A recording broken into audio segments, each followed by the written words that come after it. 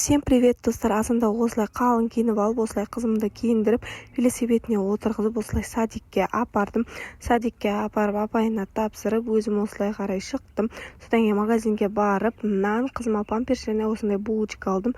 Шайға ішкенге деп, сосын үйге қарай жүрдім. Үйге келіп, осылай булочкамен ыстық шай ішіп алдық. Содан кейін қызыма кешке каша пісіремін деп, осылай молоконы пісіріп алдым. Одан кейін тамақ жасайын деп кірістім. Көкөністерімді осылай тез-тез ашып, осылай тез-тез салқын суға жуып алдым. Содан кейін осылай тез-тез переход арқылы олардың барлығын турап шықтым. Содан кейін қазаныма майымды құйып, майымды біраз уақыт қыздырып алдым.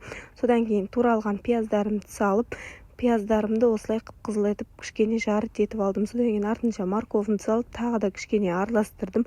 Содан кейін картоплымды салып, үстінен осылай 3 қасық тұзымды салдым. Қазіргі тұздардың дәмі жоқ. Содан кейін 3 қасық салдым. Содан кейін артынша осылай жарты қасық қара бұрышымды салдым. Содан кейін жақсылап тағы да араластырдым. Содан кейін 2 қасық осылай томатымды салдым. Достар, маған тіркеліп қолдап кетіңіздер. Содан кейін оны тағы да араластырдым. Содан кейін артынша осындай салқын су құйдым. Содан кейін осылай крышкасын жауып қайнағанын күттім. Содан кейін қайнағанын күткеннен кейін осылай лапшасын салып, осылай араластырдым. Бізге ас болсын. Всем пока.